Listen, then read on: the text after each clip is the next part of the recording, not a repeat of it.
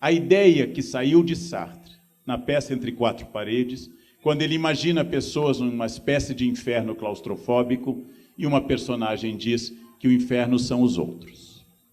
Nós mudamos a ideia porque tanto para alguns ramos da filosofia quanto para a grande maioria da ideia budista, o inferno começa a ser gestado, como no exemplo da história da monja, começa a ser gestado por nós mesmos.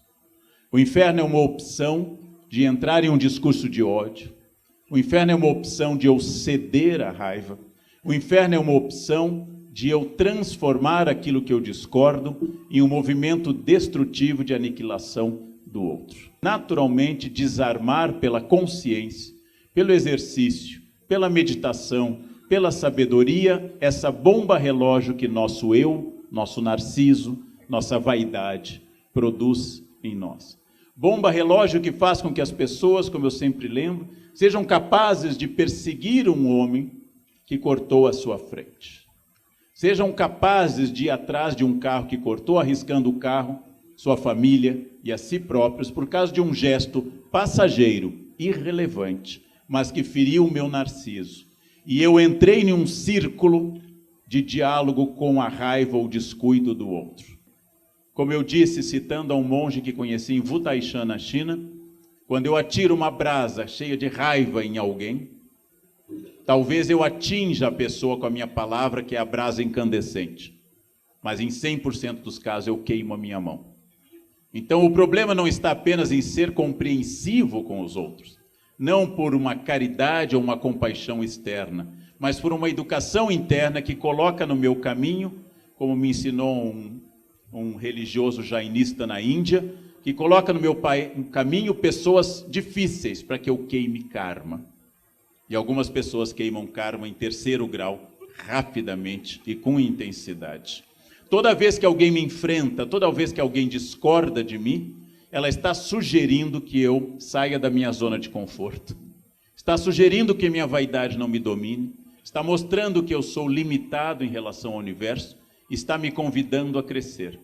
Todas as vezes que alguém concorda inteiramente comigo, me elogia e acha o máximo qualquer bobagem que eu digo, essa pessoa está favorecendo o meu narciso, ela está favorecendo o meu eu, está impedindo que eu cresça. Então, qual o limite disso? A monja disse, eu concordo inteiramente, o limite disso é a ética e a lei. O limite disso é que eu posso discutir qualquer coisa, mas não posso discutir com alguém que diz, eu sou pedófilo. Eu digo, tudo bem, é o seu jeito de ser, a gente tem que entender. Não, esse é o crime, essa é a ética, essa é a violência, essa é a barbárie. Agora, quanto ao resto, sempre e permanentemente, um exercício de educação de si. Às vezes eu consigo, às vezes eu não consigo. Vejam, as pessoas têm direito a dizer o que querem, é um direito constitucional. Eu só me ofendo quando eu concordo com elas. Ataque é veneno. Veneno só funciona se eu tomar. Ataque é veneno, eu preciso tomá-lo. Então, se eu não tomar, o veneno não funciona. Quando alguém lhe xinga de velha, de feio, de babaca, de filho de alguma coisa, quando alguém lhe xinga até dizendo um time de futebol específico, que eu não vou repetir, resta você saber, a pessoa está certa ou errada. Se ela estiver certa, ela não está me ofendendo. Se ela estiver errada, está me ofendendo. A vida é muito curta para que eu perca tempo com babacas cheios de ódio. A vida é muito curta para isso, né? Mas qual o problema? É o problema quando a pessoa é catequética. Catequista religioso é tão insuportável quanto catequista ateu. Aliás, um ateu é quase sempre insuportável. Um religioso é quase sempre insuportável. Não? Agora eu vou dar um conselho, porque eu também tenho horror a catequistas como você. Um conselho que foi dado pela minha avó camponesa alemã. Nunca toquem tambor para maluco dançar. Nunca toquem tambor para maluco dançar. Nunca. Não deem corda. Concordem imediatamente em primeiro lugar, porque é inútil. É inútil. Não há diálogo possível com catequistas. Sejam eles marxistas, petralhas, coxinhas, ateus, macrobióticos. adeptos do fogo de chão, churrascaria, não há diálogo com quem é dogmático. Não há diálogo com quem é dogmático. Não há diálogo com alguém que acha que um casal homoerótico é o fim do mundo. E não há diálogo com alguém que acha que ser homoerótico é a coisa mais bonita do mundo. Não há diálogo com essas pessoas. Só há diálogo com alguém que sabe a sua limitação nesse mundo. Que aquilo que eu faço no mundo, sendo o que eu for, é irrelevante em relação ao total do universo. Mas só diz relevância a mim. Exclusivamente a mim. Então essa é uma questão complexa. Agora, eu até, por vaidade de professor, eu gostaria de ser mais influente do que eu sou. Então, como professor, eu dou aos alunos textos de ideologias variadas, para que eles escolham o que eles acham. Sou um relativista da ideia de verdade. Acredito, agora sim vai aparecer um pastor, João 8,32, acredito que conhecereis a verdade os libertará. Mas a principal coisa que a verdade liberta é do sono dogmático.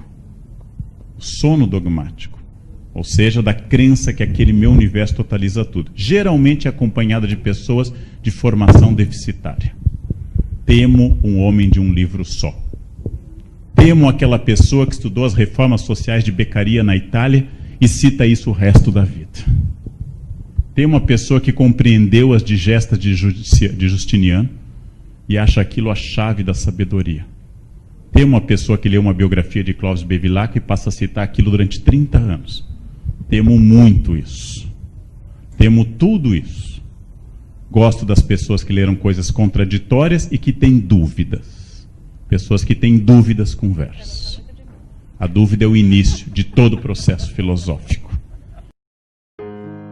Algumas pessoas são monotemáticas, falam do mesmo assunto, têm um interesse obsessivo num único tema e impõem a todo o grupo aquele tema como se todos compartilhassem do mesmo desejo.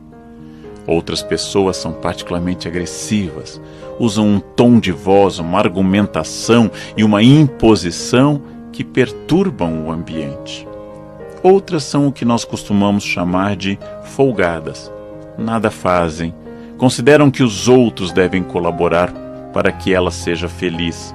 Não entram na divisão de tarefas ou esperam ser servidas.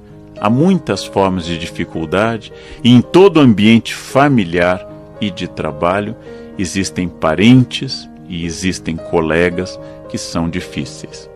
Os budistas dizem que as pessoas difíceis queimam nosso karma negativo. Dá para evitar alguém difícil? Nem sempre. Não é possível em todas as ocasiões que eu me afaste da pessoa difícil. Às vezes não é minha escolha. Mas se eu tenho interesse e se isso é importante, eu posso ajudar essa pessoa difícil a melhorar. Se eu não tenho interesse e não é importante para mim, eu devo me afastar. Mas quando isso não é possível, acima de tudo, eu devo encontrar uma área de equilíbrio comigo mesmo para entender que aquela pessoa é difícil e que eu não devo entrar nesse jogo da dificuldade dela. Quando eu consigo isolar um pouco mais a pessoa difícil dentro de mim, eu consigo ter mais harmonia. E se eu não posso evitar o contato, pelo menos eu evito o dano e a raiva de conviver com uma pessoa difícil.